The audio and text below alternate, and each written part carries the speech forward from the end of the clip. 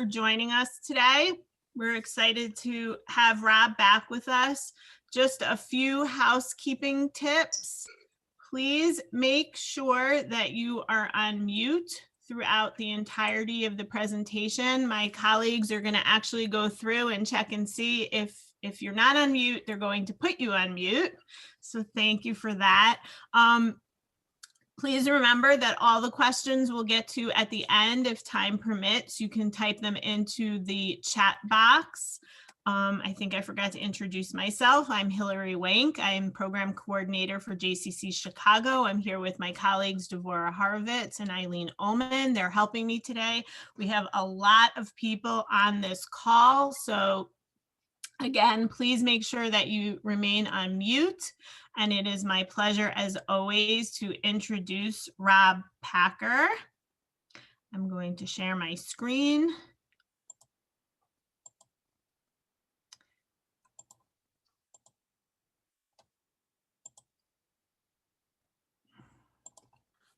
And we will get. We are in. Okay.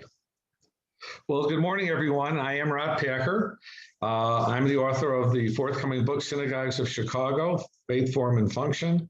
Today, we're going with a chapter on the South Shore and the South Side. Now, my being a North Sider, this was a very new subject for me 20 years ago, actually 40 years ago in college. So the parameters that we're looking at are the far south side of Chicago. So it goes anywhere from Hyde Park, which is Hyde Park, and Greenwood, which is the Temple, or KAM, Isaiah Israel, which is across, of course, from President Obama's house, all the way to the south side to Bnei Yehuda, which is at 90th or 82nd and Jeffrey. We're going to be going east, and we're going to be going west to an area known as Pill Hill. Now, many of you that grew up in Calumet Heights and in South Shore and in the Manor will be somewhat corrective, saying, oh, Rob, it's here, it's not there, but we're going to just take South Shore and the South Side. There's a very large area. And then in the Q&A, you can correct me all you like, because everyone loves to correct the presenter. So that's where we're at. And Hillary, we're ready to go. Welcome, everyone. We're so happy you're here. So we started at Agudath Achem at 7845 South Muskegon. As you can see, it's a house. Behind it, they added an addition. And from the early part of the 1920s till approximately the 1950s, when South Shore started moving a little bit further south, and we'll see that synagogue, this was a very, very important focal point of the South Shore community. Next, please. And here we go. Here we are. This is the one I was speaking of earlier. This is the Teepee Temple, Bnei Yehuda, which is now, of course, on the south side. And as you can see, it has that distinctive teepee design, the only one like it in the Chicago area. It has the distinction of being the last synagogue built on the south side of Chicago at 82nd and Jeffrey. Next, please. Now we're at a very interesting corner, which is 76th and Phillips, which had two synagogues and a community center. This is Habonim, which was a conservative synagogue, and its membership was primarily made up of survivors of Hitler's Holocaust. So the survivors that came out in the 1950s and 60s started this beautiful synagogue. Next, please. And of course, this is Bnei B'Tzael, which is literally another conservative synagogue directly across the street. Again, it's this one has a longer history going back to the early part of the 20th century. It was originally on Champlain and 60th, and we'll see that later on in the program. Next, please. One of my favorites, and one of the first ones I ever inspected, photograph, which was Southside Hebrew congregation at 74th and Chappelle. This was built in the early 1920s. Later on, many of you know it, it moved further north to the Gold Coast. Next, please. And so that was built in the early 20s. In 1949, they built this wonderful Hebrew school and community center. A little interesting story, if I may, Hillary. I was taking a photograph of this, and of course, being the only person of my complexion in this area, this lovely Black woman came up to me and said, "Sir, can you help me with my car?" And I said, I didn't want to tell her I'm Jewish, so I don't know anything about cars. But she opened up her hood. It turned out it was the one thing that I knew about, which was distributor caps and plugs. I reattached it. Her car started. Says, "Oh, thank you so much. How can I help you?" I said, "Well, I wish you could get me into that church that used to be a synagogue." He says, "No problem. My husband's the pastor." So, long story short, they got me in. I took beautiful pictures of the windows, and it was a very nice ending to an interesting day. Next, please. Okay, this is Agudath Achem, South Shore. You saw the original one in the first picture. So this later in the late 1940s was built with an adjacent Hebrew school that we'll see next, please. And here is their Agudath Achem school. And of course, these two buildings still exist today. And I will point that out as we go through the buildings that are still there and the ones that have been torn down, because people pretty often ask me that question. Next, please. So this is Ymjc Knesset, Israel. So the history of this goes back to the 1880s in Maxwell Street.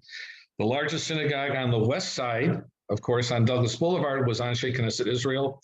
As that neighborhood changed in the 50s, they literally bought this jewel food store. And somebody asked this question, Hillary sent me interrogative on this, and this was at 75th and Yates, and this was here until the 1970s when they merged with the smaller synagogue in West Rogers Park. Next, please. Beth Am. Okay, so Beth Am, the People's Synagogue, at 70 or 71st in Coles. So their community center was built in 56. Next, please. Oh, we're a little out of sync. Okay, that's okay. This is a newsletter from South Shore Temple on South Jeffrey. That was the premier Reform synagogue on the South Shore. Next, please. And here we are, South Shore Temple, 7215 South Jeffrey. Today, you know, is the landmark church, and it looks pretty much the same way, except, of course, it doesn't have a menorah on it, or it doesn't have any biblical scripture on it as well. So this was built, so they built the community building back in the 20s. This was built in the 1950s. Next, please. And this was the first South Shore building. And of course, in our faith, we always build, if we can't afford to build a synagogue and a school community center, we built the community building first in the 1920s.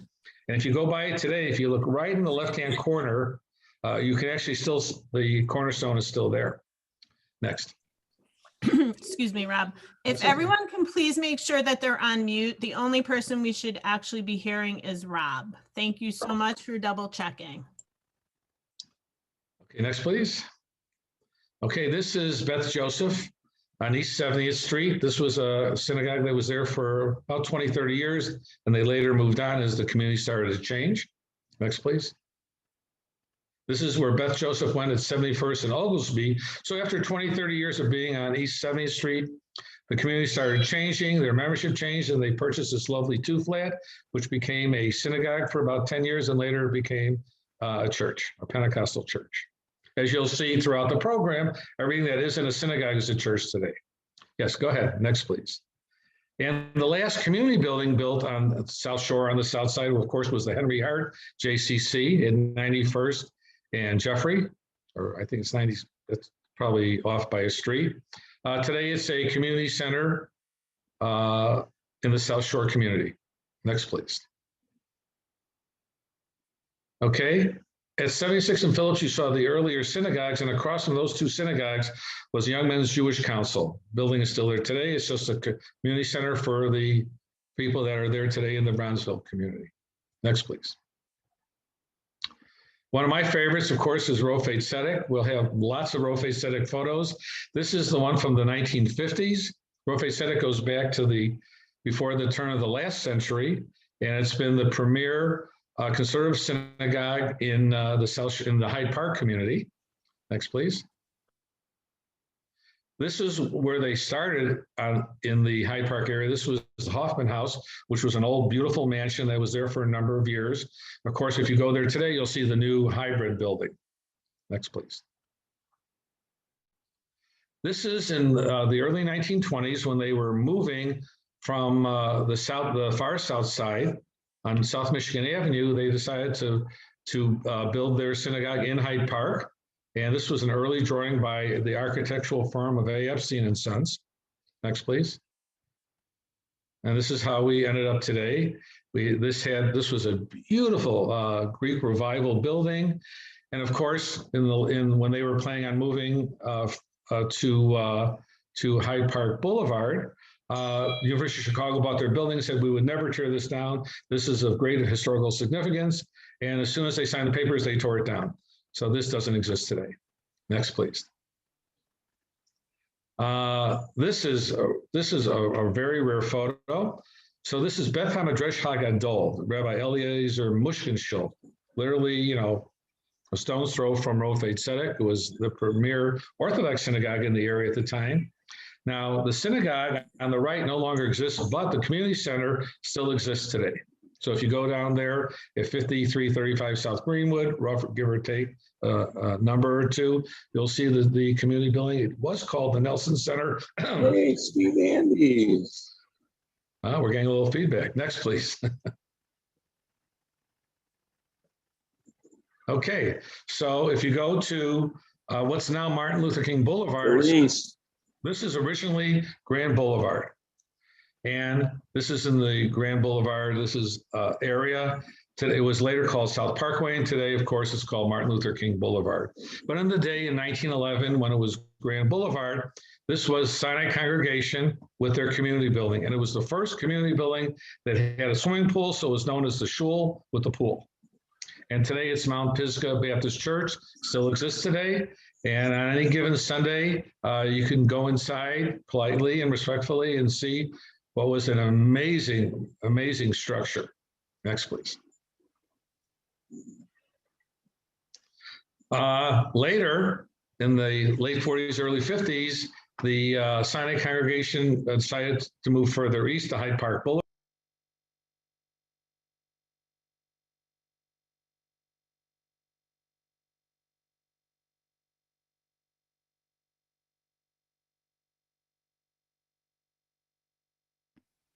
Rob, you're muted. Can't hear you. You're muted.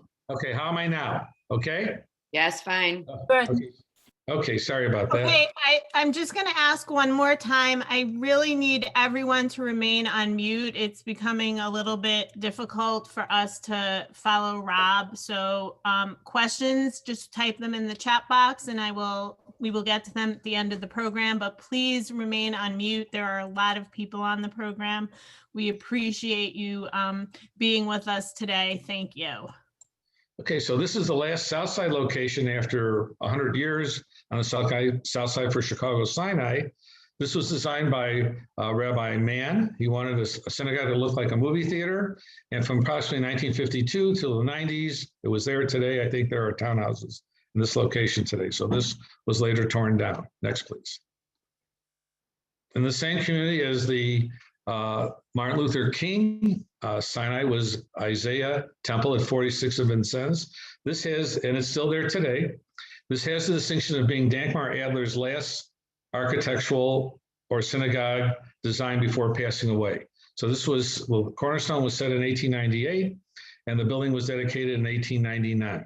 So one of the last few 19th century synagogues that still exists in Chicago. Next, please.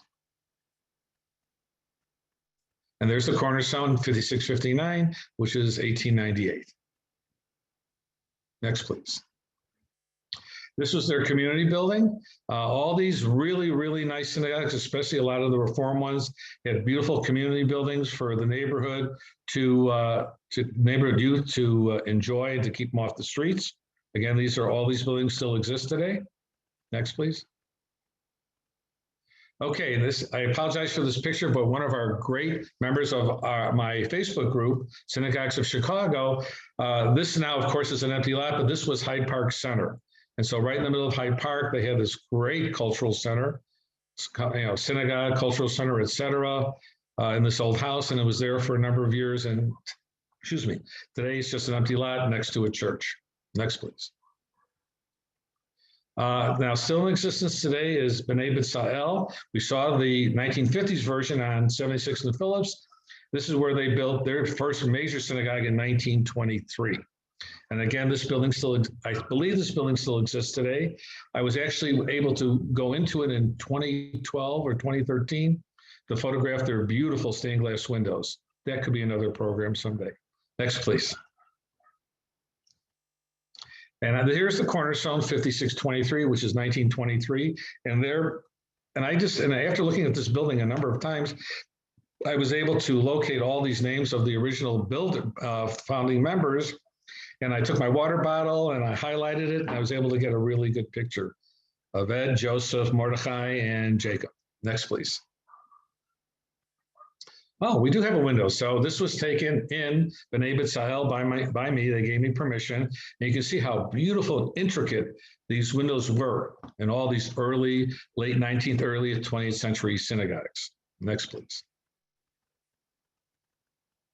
One of the last few 19th century synagogues is Temple Israel at 44th and St. Lawrence. This building still exists today. The only thing that is a little out of whack, we're not sure if it was built in 1898 or 1900. So we call it 1898 because it gives us one more provenance for the 19th century. Next, please. So here's KAM. Now KAM, of course, Chicago's first synagogue, started in 1847. Their first building was 1851. After many, many moves, they ended up, of course, where everybody else was going, and this was at 50th and Drexel in the Woodlawn community. And of course, most of you know it today as Operation Push. So the building's there, the community building is there. But this is a rare look from the archives of KAM, Isaiah Israel, that actually shows KAM, which is Kihilith Anshe Mariv, Congregation Men of the West. Next, please. And here's your community house. So that was built in 1923. This was built in 1949. So even in the late 1940s, as you saw with South Shore Temple and also with Southside Hebrew Congregation, the Jewish community was so strong they were building these add-ons, these community centers, these Hebrew schools, because they had a lot of faith in where they were living. Next, please. Again, here is the interior. Know before whom thou standest, which of course is a biblical reference. And this is how it looks today. Very, very nice. Next, please. Okay, next, please. We already saw this. Okay, so at Temple Israel, which later became Congregation B'nai Jacob at 44th and Lawrence, here is a rare photo that comes from the Spertus that actually shows the interior with the ark. Of course, it doesn't exist today. This is a really rare look because people often say, what do they look like on the inside? And in most cases, I was lucky enough just to get the outside with, getting away with my life in some areas were kind of chancy. Next, please. Okay, now here's a photo. This is one of my top 10 pride and joys. This came to me last year when I started working on this new book program. This is Beth Eliezer. I used to have a photo of a building that was from the 1960s because someone told me that was Beth Eliezer at 4601 South Drexel. And I was able to contact the people that were there. The elder said, sure, I've got a photo. And this is what Beth Eliezer actually looked like from the 1930s till the 1960s when they were bought by Church of God. And they were very kind enough to send me this original photo. So for most people that actually attended here, this is the first time they're seeing this since they're probably their bar mitzvah. Next, please. Okay, the JCCs, or the JPI in those days, Jewish People's Institute, the main one, of course, was on the west side on Douglas Boulevard, but there are several satellite ones, and this was the one on Hyde Park before they were on Hyde Park Boulevard that we'll probably see later. Next, please. And this is Shalom Aleichem School. Again, we have anything that has a synagogue or a chapel will be in this program. So, of course, all these Orthodox schools always had a small chapel inside. Next, please. This is Beth Abraham, which still exists today on University. It was an Orthodox temple. It had a very short life, but the building is still in great shape, as you can see today. Next, please. Okay, of course, everyone recognizes what was originally Isaiah Temple. So after Isaiah moved from 46 to Vincennes, in 1923, they laid the cornerstone for this beautiful Byzantine structure. But before they actually moved in, they merged with B'nai Shalom Temple Israel. So it became Isaiah Israel almost immediately. Then, of course, in the 1970s, it merged with KAM. And today they replaced the stone lintel above here, and it now reads KAM Isaiah Israel. And for many, many decades, it was known as the temple. Next, please. And here we go. So here is the first new idea in synagogues and community centers. So in the early 2000s, they tore down the old Rofei Tzedek, and they took the Hyde Park Club and they merged into the Rofei Tzedek Hyde Park JCC, where it is today. So this is the first fusion of a synagogue and a community center. And from what I know, it's very, very successful. Next, please. Okay. One of the earliest synagogues ever done, and the second oldest one that I have a photo of or image of, is B'nai Shalom in 1864. This comes from my friend Kathy Block at Spertus. Next, please. Again, in the 1870s, B'nai Shalom was, a very prosperous synagogue, as you can see by this photo. Of course, it later burned down, but here they are at Michigan Avenue between 14th and 16th, which we consider the near Southside. Next, please. KAM, after moving along the near downtown area, purchased Plymouth Church in the 1860s, 70s, and they converted it into this synagogue at 26th and Indiana and 26th Street. Later, this was sold to Congregation B'nai Shalom as their synagogue, as KAM moved to 33rd and Indiana. Next, please. Sinai came in 1876, and they actually built, this was designed by Adler and Sullivan. They built their beautiful synagogue down the block, a few blocks down, of course, from KAM. Next, please. Oops, go back to that one. I'm sorry, just one second. This was later modified in 1892, and the last two synagogues, of course, were later torn down. Next, please. So here is my next surprise. Beth HaMadrash HaGadol, which has been around since I believe 1867, 1870. But in the early part of the 20th century, they built this, as you can see, beautiful synagogue on South Wabash Street, approximately around 35th and South Wabash. And because of my group on Facebook, someone was actually able to zoom in and actually see the name Beth HaMadrash HaGadol. So again, here is a very rare photo, and it's by the great photographer, Percy Hayden Sloan. And we thank him, and of course, the Newberry Library for this great image. Next, please. One of the first known images of Rofei Tzedek is this, and it was this old church that was built in the 80s or 90s. They moved in 1906 at 48th and Michigan Avenue, and the building still exists today. Next, please. Okay, so here we come to what was the premier synagogue on the south side, and that was, of course, KAM Temple, built in 1898, dedicated in 1899. Adler and Sullivan, one of the last buildings they actually worked on together before they had their split. As you can see, it was absolutely beautiful. Then, of course, in the early 2000s, it had a terrible fire because of a dumb accident with someone. Excuse me, just one second. Let me just mute this. There we go. Sorry about that. They had a terrible fire due to a mistake at one of the contractors, and it burned down, and only the exterior walls exist. For over 10 years, they've talked about rebuilding it, doing something with it, but of course, nothing is done. But this was the key building in the Bronzeville community. Later, Mahalia Jackson made her debut here. So this synagogue building has tremendous, tremendous history. Next, please. And there's the Cornerstone 5650, 1898. Next, please. And here's the interior. Of course, this is a recent photo. When I say recent, this is probably from the 1930s or 40s, because there you have the no longer Star of David up there. But you can see how absolutely beautiful. And the ceiling was all wood. It was supposed to mimic Noah's Ark. So absolutely beautiful building. Next, please. And this is one of the photos that I almost got arrested. I got so close to the building during the fire while the firemen were there. They said, "You can't go there." And I said, "Sure." Next, please. And this is from Terry Sklar, one of our contributors to my first book.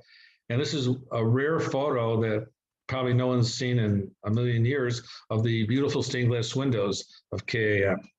Next, please. Okay, Southside Hebrew congregation, which of course we were at Chappelle and 74th Street, started at the end of the 19th century. They built this beautiful building in 1901. It's still there today. It doesn't look like this, but that building still exists at 35th and Indiana. Next, please. Next, in 1915, they moved to Michigan Avenue. And this beautiful building here, so here's the controversy. Some people say it was never built. Some people say it was built and there was a fire in 1920-21. What we do know, next please, is that the Hebrew school next to it still exists today. So somewhere around 1915, this building was built. And another cute little story, the pastor called me up and said, we have a beautiful artifact to show you. Would you do a presentation at our church? So I went there on a Saturday, and very lovely group. They were very warm and embracing.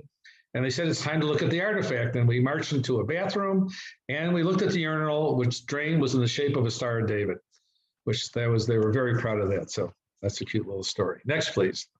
Okay, so we're at, again, we're on South Michigan Avenue, B'nai Shalom Temple Israel merged together from the old one on St. Lawrence Street and built this beautiful building in 1913. And they were there for 10 years before they merged with the new Isaiah Israel congregation in the Hyde Park community. Next, please.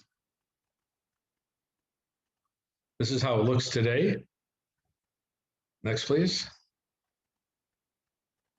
And there's your cornerstone. These are like critical, because even when you can't tell a building, when a building was, or if it was a synagogue, by seeing the Hebrew date 5673, which is 1913, we're able to confirm that this building actually did exist at that time. Next, please. Here we are at Beth Hamadresh Hagadol. So in 1910, 1912, they had a split. One congregation moved to the west side on Douglas Boulevard. The other one moved to 59th and South Indiana. This still exists today. Again, this is another lovely photo by Percy Hayden Sloan, taken right around 1920, 1921. And it still exists today. Next, please. And this is how it looks today. And even all the way up, if you put your pointer kind of near the window up there, Hillary, a little bit lower. Oops, and there it is right there. It still says AD, which is Southside Beth Hamadresh Hagadol. Next, please. Next. Okay, so again, we have lots of controversy and a lot of questions. This allegedly was the Kensington Jewish congregation on the south side of Kensington and Michigan Avenue. By all intents and research, I feel about 75% sure that it was one of the few remaining isolated synagogues on the south side, but it's not 100%. So this is just a possible representation and possibly the actual building. Next, please. Okay, this is Congregation Mizrahi. It was again in the same South Michigan community. It still exists today. But they've had some additions added to it. And you can't see it here, but at the very top, the Decalogue, the 10 Commandments still exists today, right there. Thank you, Hillary. Next, please. Okay, so here we are in the Chatham area. This is Congregation Ymjc at 814 81st Street, which is 81st and Maryland, if anyone wants to know the exact area on that corner. And this is kind of sad. They built this beautiful building in 1948, and the congregation was only around for 10 or 11 years. Rabbi Melvin Rush was the spiritual leader for all that time. His daughter let me know, because I thought this went all the way into the 70s, and later merged on the south side. It didn't. It was just there for a decade, and they sold to a Black Baptist church congregation, and that's where it is. But as you'll see in many of these buildings, if you actually were going on a tour like with Irving Cutler, he takes you on your bus and takes you around. He, of course, is the premier guy who's doing what I'm doing today. You'll see that you'll see the 10 Commandments, you'll see the cornerstone, you'll see all the earmarks of a synagogue that's now used, of course, as a different house of worship. So where many people say, oh, it's a shame it's a church, no, it's great that these buildings still exist, because if they didn't exist, we couldn't do, of course, what we're doing today, which for me is great joy and fun. I can tell by everyone's smiling face that you feel the same way. Next, please. This, of course, is Kihilith, Congregation Kihilith Israel on East 99th Street. That's Rabbi Einhorn. He was the founding rabbi there and was there for many, many, many years. Excuse me. This is where one of those neighborhood things come into play. Is it Marionette Manor? Is it some other manor? But it's in the manors. I know that for sure. And someone's going to say, no, it's in this, and that's fine. Anyhow, the building still exists, which is a very nice thing today. Next, please. This is what it looked like at the peak of its popularity and membership. Next, please. Okay, now we're in Englewood. Now, Chicago has 99 wonderful, distinct communities. Englewood isn't one of them. Okay, so if you're going to look at this synagogue at 62nd and Aberdeen, you're going during the day and you're going early. Okay, you don't want to be around when the crackheads are waking up because it's dangerous. But this beautiful synagogue still exists. It was the Aberdeen Avenue Shul. And even though this area, even though Englewood had a very small and cohesive Jewish community, it was a very dedicated one. It was made up of all the merchants along 63rd Street. So all those areas along there, William A. Lewis and a million other very popular stores, this was a very, very important Orthodox synagogue. Next, please. This, of course, was built in 1911. It's hard to see it, but that's what it is. Next, please. The next street, which of course was on May in 66th Street, was Anshe Emet. Again, this building still exists. This congregation was around for, again, 30, 40 years. And of course, in any Jewish community, if you have one synagogue, you need two or three. So that's very important. Next, please. This, of course, was the premier synagogue for a long time, which was Or Hadash of Englewood, which was on Englewood Boulevard. Interestingly enough, it had a Jewish alderman who said, oh yeah, Englewood Avenue can go all the way through, and they tore down the synagogue. So that was the long and short version of, and this comes from my friend, Mr. Schwartz, who's passed away, of course, since then, Norman Schwartz.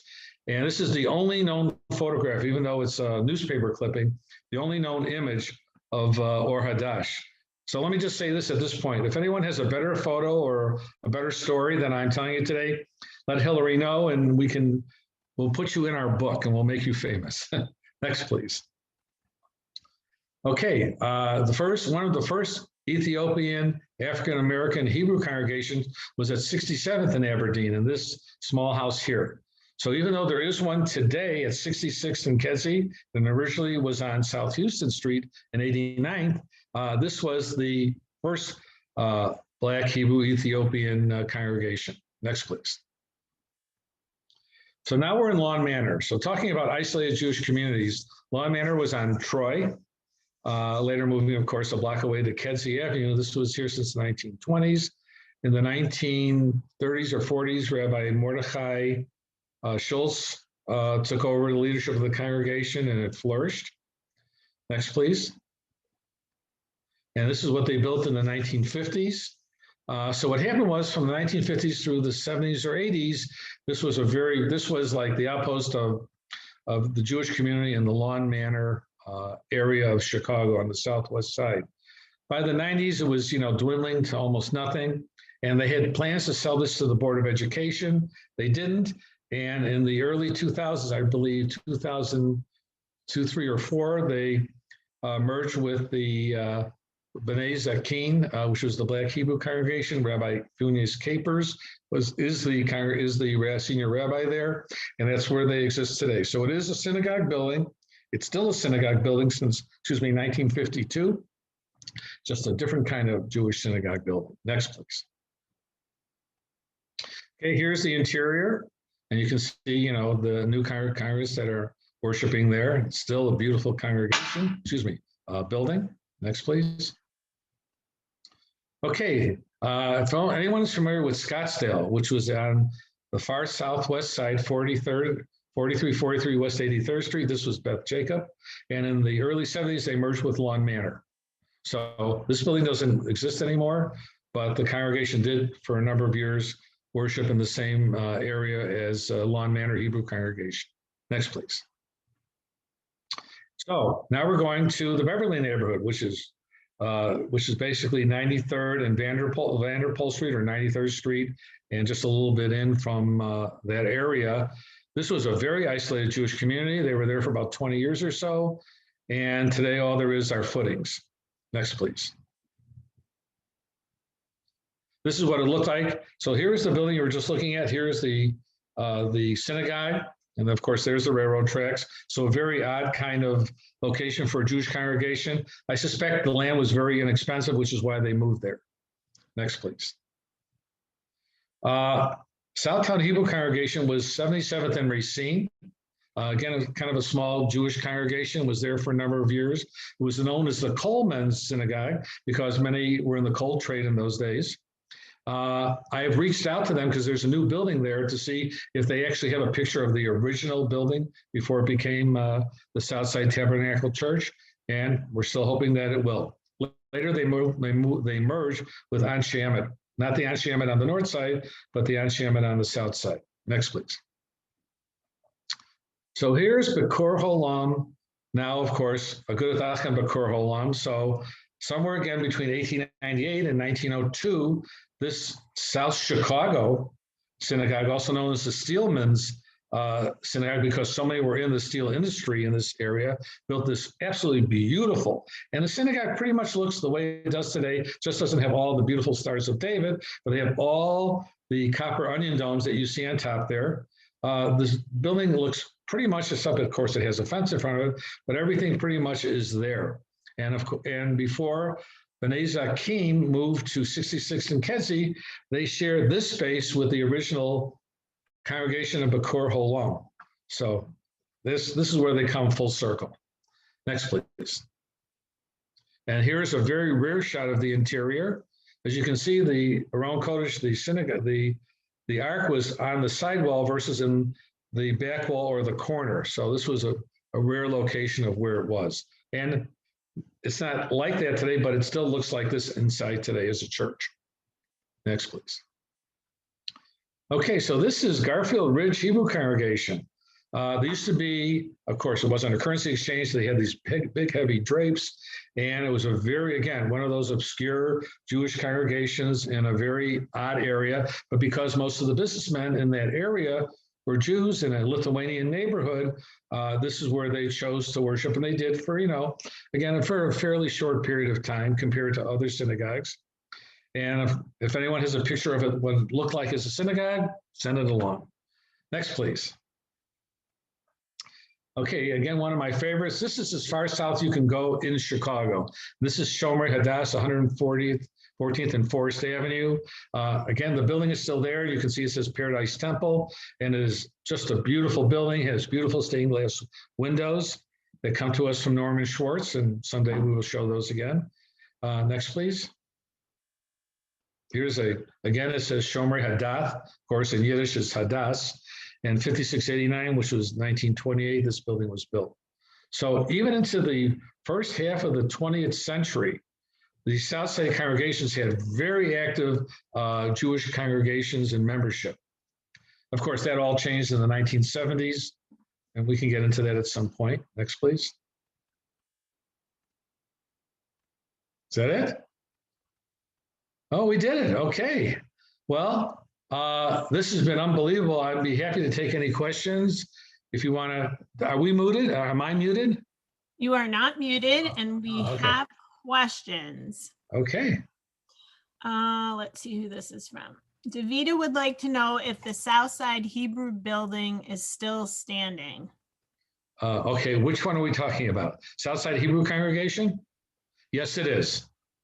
It is absolutely, it has an amazing pastor and family that run it, that leads that congregation. And they're very, very welcoming to people that come in on Sundays. Phyllis is asking if Rabbi Capers is Michelle Obama's cousin. Yes, that is true. Okay, so. Not sure exactly how that works, but yes. Rob, do you have a favorite synagogue? Well, I have a couple. Of course, my favorite is where I grew up, is Bnei Zion in Rogers Park, which hopefully we'll get there someday. But my favorite has always been actually Southside Hebrew congregation. It was one of the early synagogues that I was able to look on the interior. And because the organization and the membership were so, what's the word? They were very enthusiastic about my project and how their congregation fitted into, at that time, a fairly contemporary book that I was doing. They turning on the lights in a church is very expensive. Okay. And they have some kind of system that it takes a while for them to turn on. And they were willing to do that. And in return, I did a little fundraiser so they could fix their leaky roof. So that's one of my favorites. Alan is asking if there are any pictures of Rofe, Shalom, or Chadash on 91st and Euclid. Yes, there is. And I thought I had one here, but if you will give me Alan's email, I'd be happy to send him a photo. And I apologize. I thought it was in the program, but I screwed up. And so I take responsibility. Okay, my colleagues will put one of my colleagues will put my email address into the chat box, and Alan will get it that way. Okay. Susan is asking, what is the address of Shomrei Hadass? Okay, that's 114th and Forest. So if you go right there, take South Michigan Avenue to 114th Street, and I believe you go east a little bit, and there it is, still there today. Elise is saying there is a church on Stony Island in 73rd. Was that ever a temple? No, I believe. The day school at which she attended a block east of there. Yeah, no, there was never a synagogue. Well, I take that back. Beth was originally on Stony Island, but I don't believe that building exists today. The only thing on Stony Island today is a Black Muslim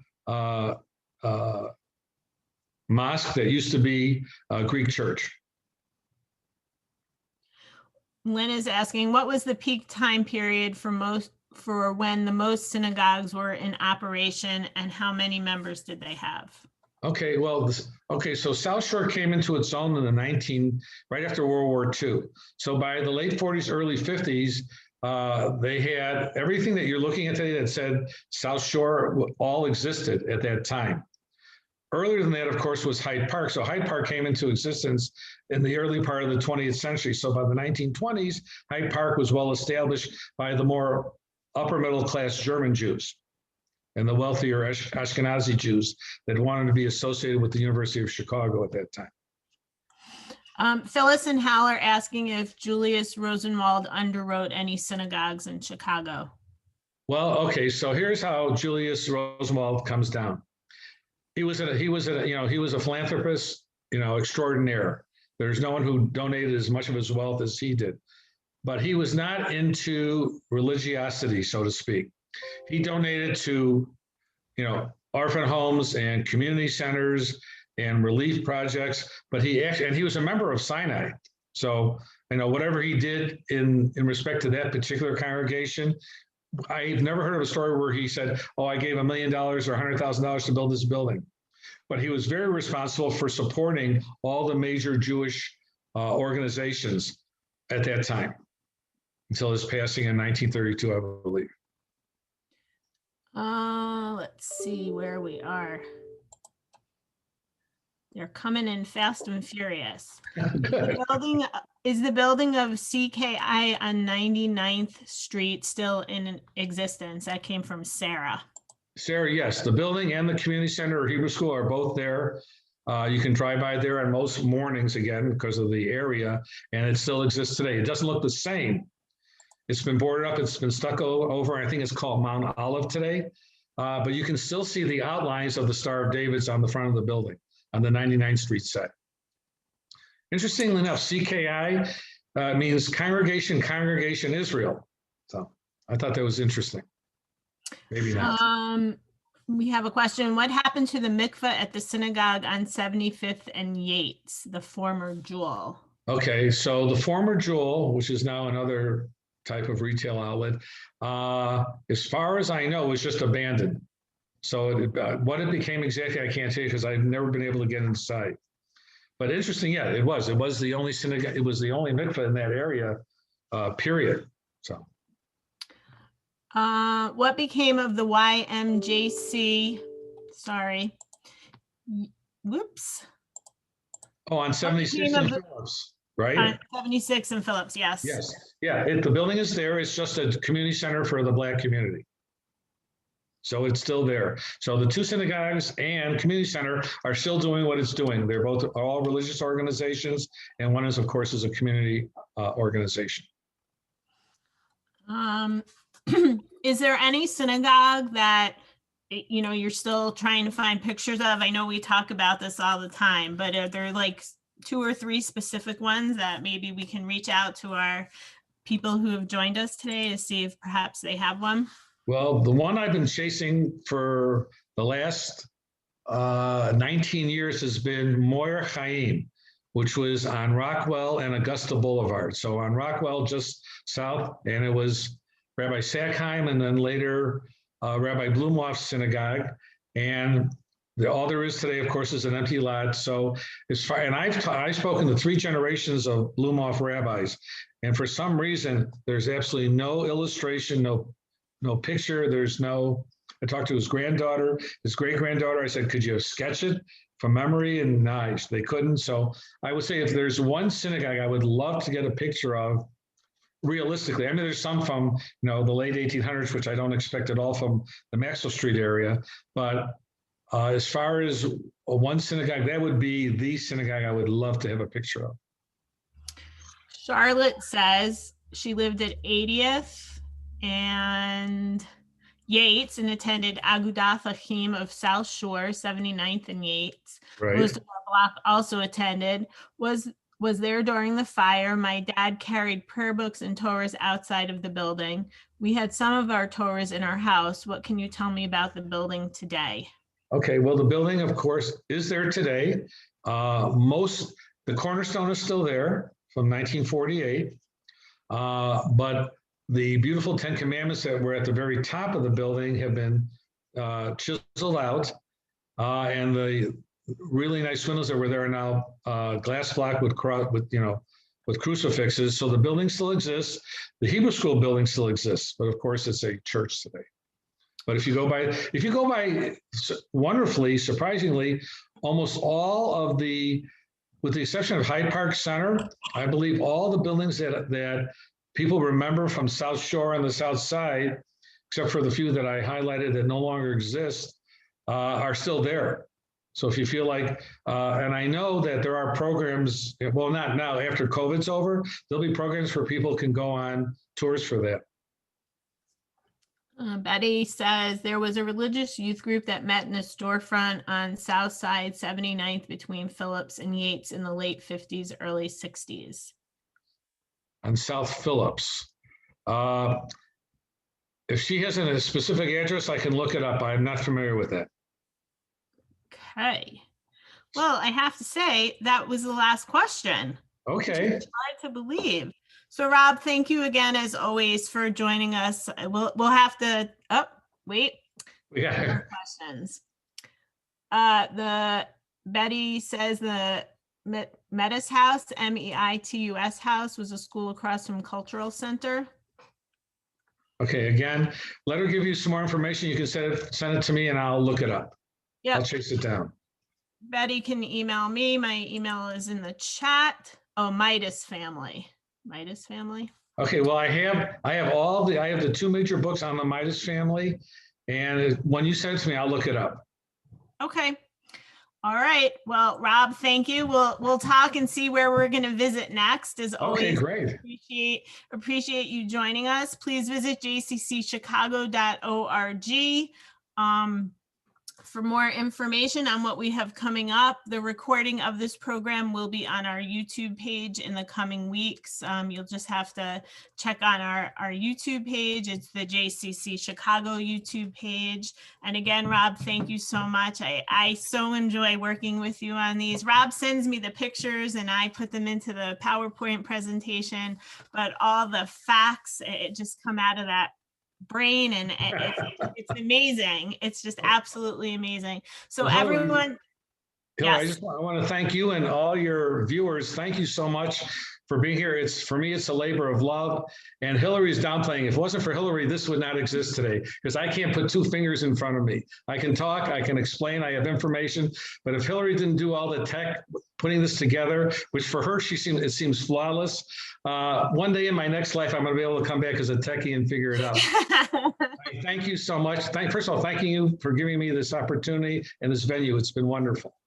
Our pleasure. We love having you. Thanks, everyone. Take care and be well. Bye-bye.